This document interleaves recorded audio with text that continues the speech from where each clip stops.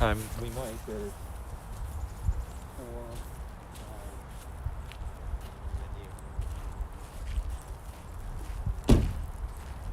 So everyone gathers together. One maybe.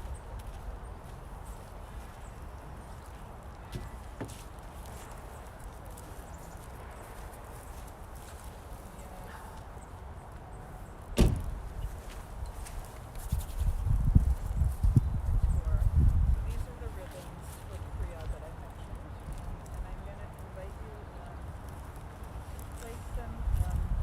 So Apollonia, you'll place yours on the right side of your foot, and Andrew and Artur will place them on the left side. Children place them over their hearts towards your dad holding them.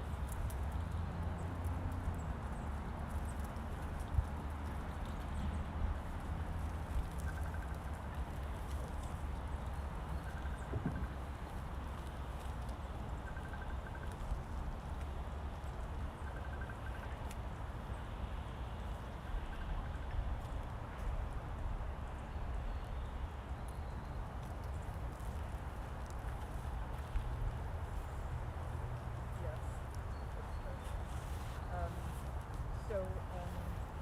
Again, this ribbon, in a moment, I'm going to ask you to recite the blessing after me. And it's an outward sign of your name. You know in your heart that you're honoring and remember, but it's so that other people receive it. So I invite you to repeat with us.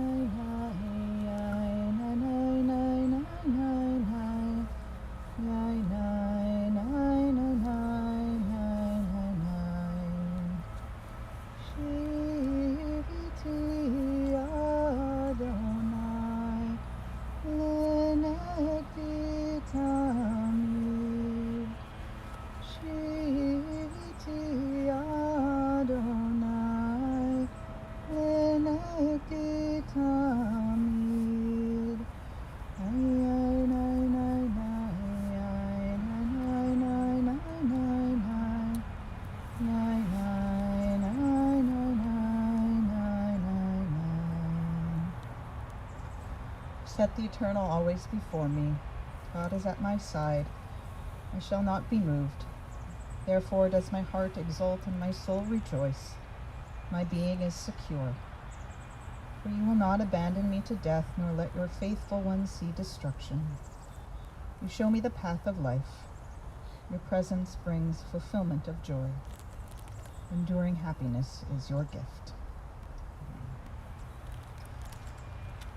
It's, of course, with such sadness that we are here as we together, those present and those who are with us online, come to honor and to bury our beloved Jakub Wilczynski. Today we take comfort in our traditions and our rituals that hold us in times of great sadness. And as have so many from the centuries before us, we look to our words of Torah, our words of tradition, of Tanakh, and especially of Psalms to help us through these difficult moments. And so we continue now with Psalm 23, the Psalm of David. Mizmor David, Adonai roi lo echsar, binot asher yarbitzeni, al mei menuchot yenachaleni. Nafshi eshovev, nafshi eshovev, yancheni b'magle tzedek, למען שמו. גם כי אלך בגיא צל מוות, לא אירא רע, כי אתה עמדי. שבטך ומשענתך, שבטך ומשענתך, המה ינחמוני. תערוך לפני שולחן, תערוך לפני שולחן, תערוך לפני שולחן, נגד צוררי. דישנת ושמן ראשי, דישנת ושמן ראשי, דישנת ושמן ראשי, עושי רוויה. אך טוב וחסד ירדפוני כל ימי חיי,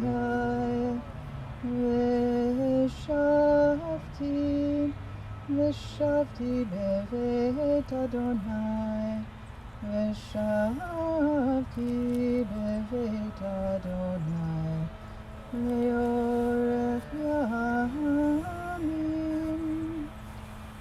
The Lord is my shepherd, I shall not want. He maketh me to lie down in green pastures, leads me beside the still waters. He restoreth my soul, guides me in straight paths for the sake of God's name. Yea, though I walk through the valley of the shadow of death, I will fear no evil, for thou art with me. Thy rod and thy staff, they comfort me. Thou preparest a table before me in the presence of my enemies. Thou hast anointed my head with oil, my cup runneth over. Surely goodness and mercy shall follow me all the days of my life, and I shall dwell in the house of the Lord forever. Amen. There's so many, I know, stories and memories to share about the life that Jakub led, and the relationships and the connections, the friendships, the family, especially the family. And this morning I want to invite Jakub's sons, Andrew and Artur, to share a few words of memory about their father.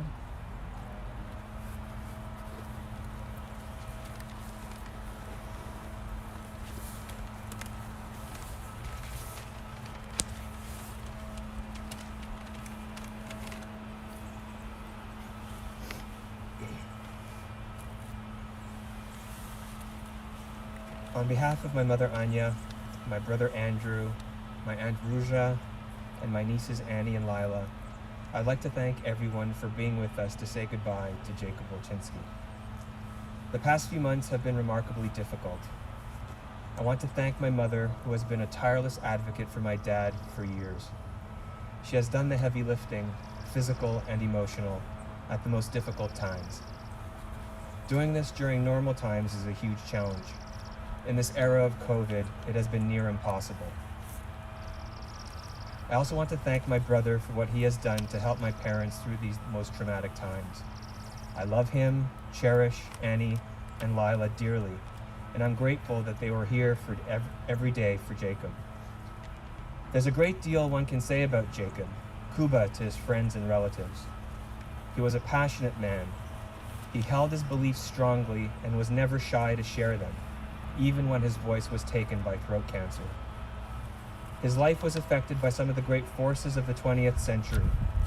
Born on the precipice of World War II, he survived the Holocaust in the Soviet Union. Trauma was an early fixture of his life since he was wounded in a train accident when he was just a young boy. In the aftermath of the war, and upon return to Poland, his father died at an early age. Jakub was not dealt easy hands in the early years of his life, though these challenges made him strong. He was bold in always confronting the anti-Semitism of his time. He and my mom made the decision to leave Poland after the purge of Jews by the communist regime in 1969. He was fiercely proud of who he was and was determined to live life on his terms. Despite the two historic forces that shaped his life, he lived a life in the moment. When he came to Canada, he built a life for his family. He built lifelong friendships with others who shared a similar journey. These are people, many of whom are joining us virtually today, who he loved dearly. He was passionate about being an engineer.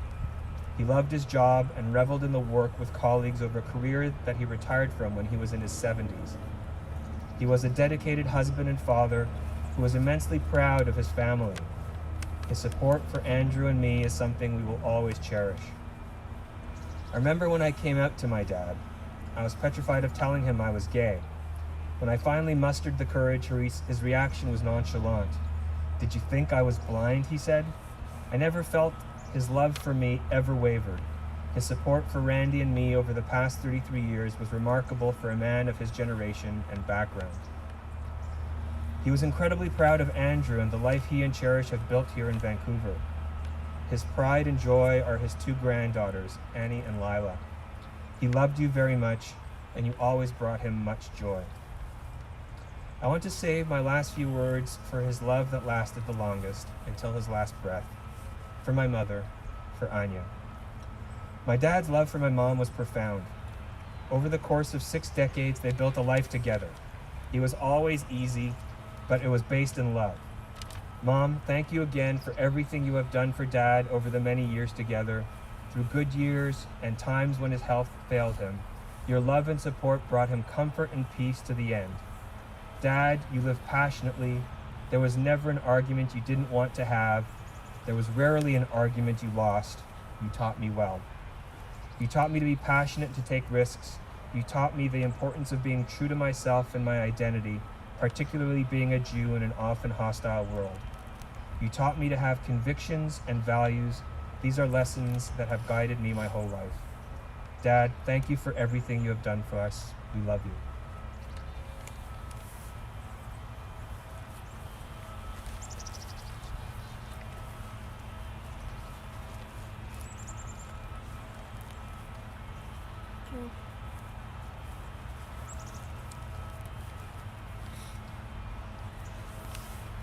Dad, I love you.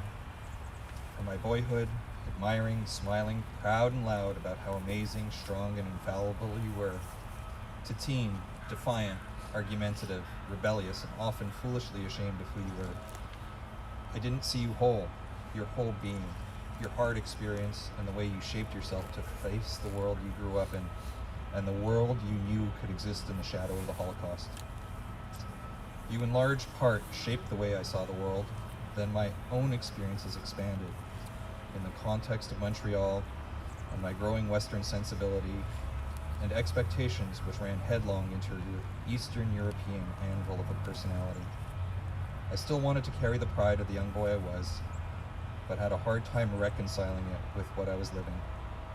I eventually moved through the rebelliousness and defiance, and still somehow managed to carry the pride, changed and more complete in understanding your resilience and experience, but maybe with a continued expectation that you could somehow, some way be different than who you were. It took many more years to realize that you couldn't escape or change who you were, that accepting you for who you were was the only way I could carry your memory forward, for me and my children. You taught me more about myself through being you and the example of your life than you could ever know. You taught me what kind of father I wanted to be. You taught me how to work hard and have grit and never give up. You taught me confidence and conviction. You taught me about justice and retribution. You showed me the appreciation of nature's bounty. You showed me that there was nothing more important than family. You taught that it's important to know where you came from, to know where you were going to go. Dad, I love you and will always love you.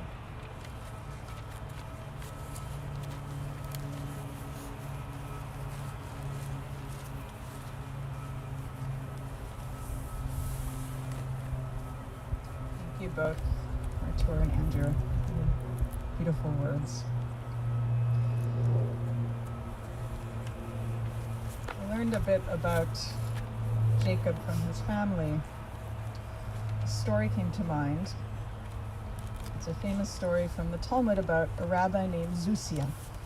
Zusia loved God with all his heart and soul, treated all of God's creatures with respect and kindness. And students would come from far and near to learn from him. One day his students came to the house of study, eager to learn what they could from him. But Rabbi Zusia didn't appear. The students waited all morning and through the afternoon. And still he didn't come, so they went to his house. In the far corner of the bedroom, they saw the rabbi huddled in bed, too ill to get up and greet them.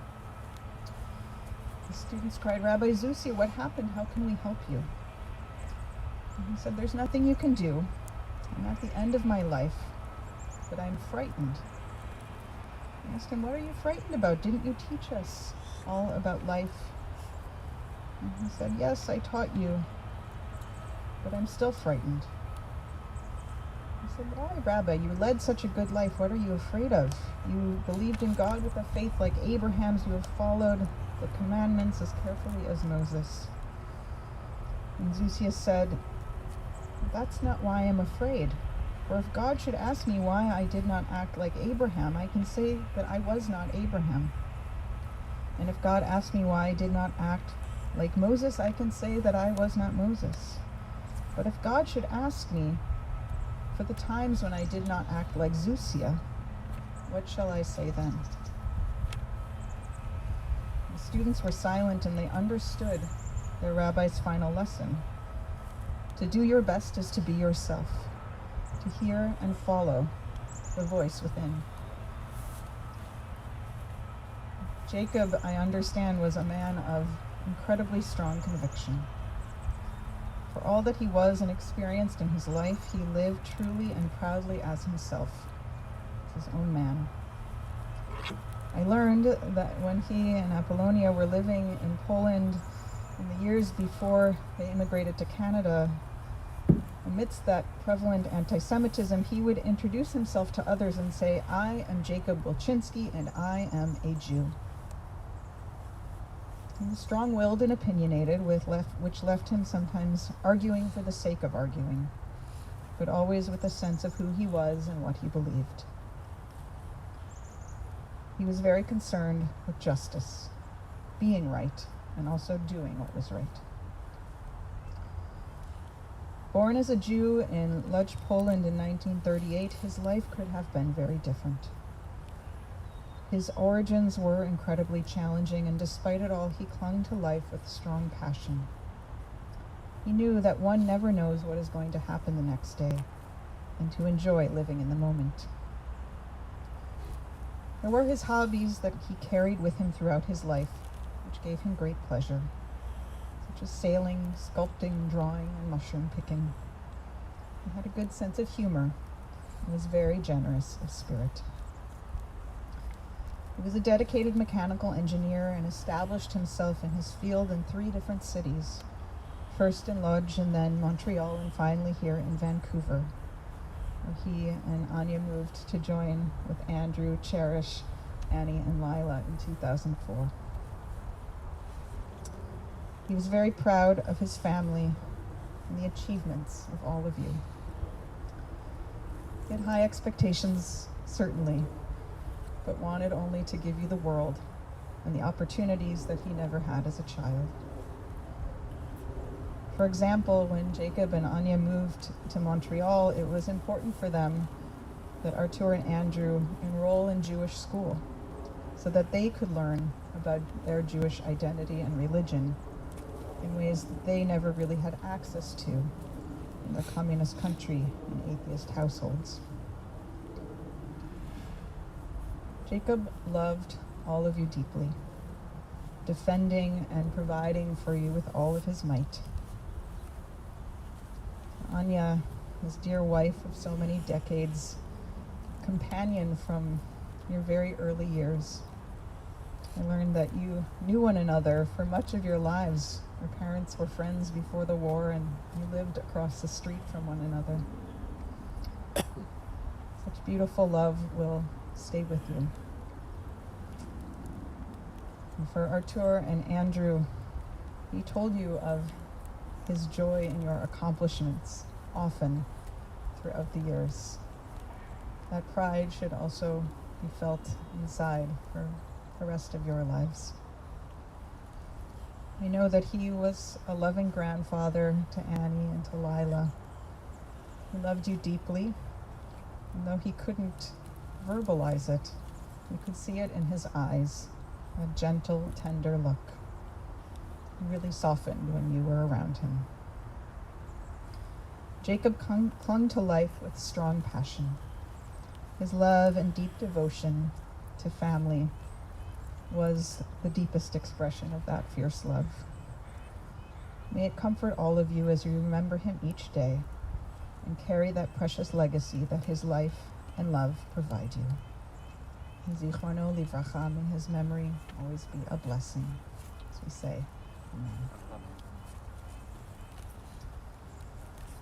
We're going to continue our service now with the chanting of El Malei Rachamim, our prayer in which we ask God to take Jacob's soul to abide in eternity and peace.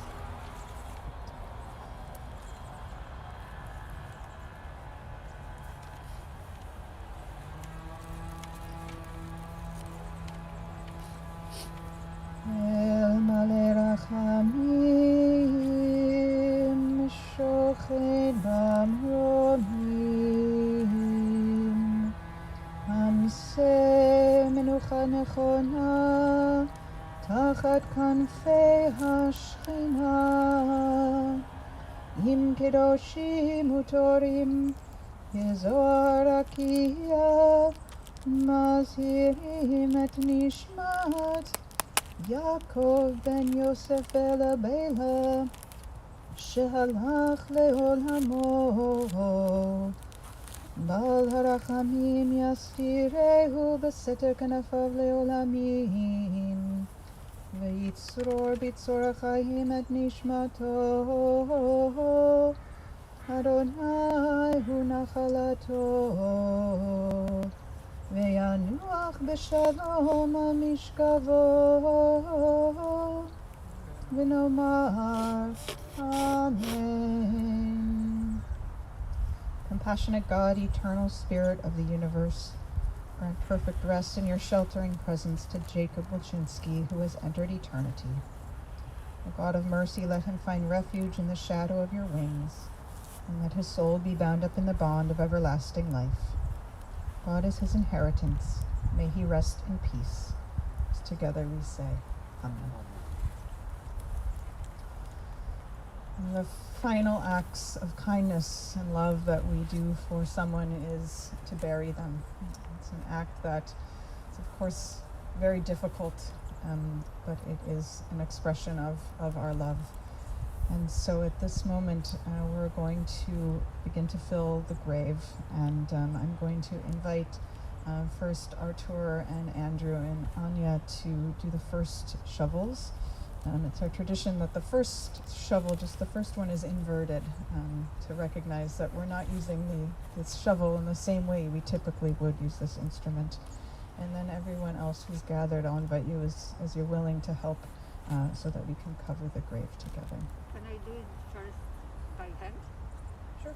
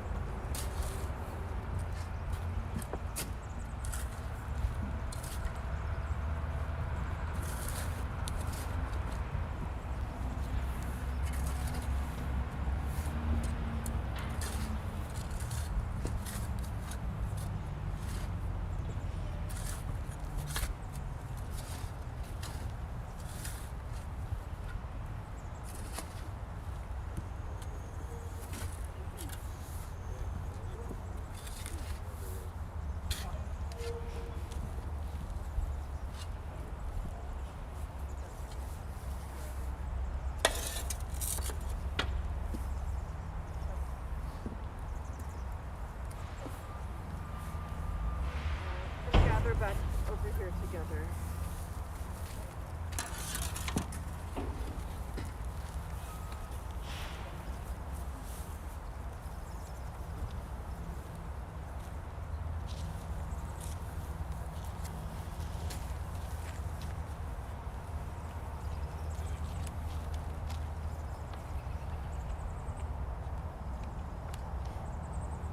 Nikomo Yavo B'Shalom, may Jacob come to his eternal home in peace. As now we participated in burial, as you begin this phase and as mourners, I invite you to the first recitation of the words of Kaddish, which speak not of death, but are words of praise as we give thanks for life, for the life that was Jacob's. I invite you to recite with me. Yitgadal v'yitgadash shemei Rabbah, be'alma divra chirutei v'yamlich malchutei, b'chayei chon u'vyomei chon u'chayei d'chol beit Yisrael, ba'agala v'zman pari v'imru amen. Yehei shmei Rabbah mevorach le'olam olamei almaya, Yitbarach v'yishtabach v'yitpa'ar v'yitlamam v'yitnaseh, Yitadar v'yitaleh v'yitalal shmei d'kudsha barichu, le'ela min kol birchata v'shirata, tushbachata v'nechemata, ta'amiran be'alma v'imru amen. Oseh yehei shlam rabba min shemaya, v'chaim aleinu v'al kol Yisrael v'imru amen. Oseh shalom yimramav, Huya aseh shalom aleinu ve'al kol Yisrael v'imru amen. Makom yenechem etchem b'tov shavei Tzion v'Yerushalayim. May God console you among all who mourn in Zion and Jerusalem. Amen. This concludes our service. The family will be gathered for Shiva online at 4:30 this afternoon Pacific time, and the same time again on Tuesday and Wednesday. Thank you all for being here with us, and those of you here in person and those online as well.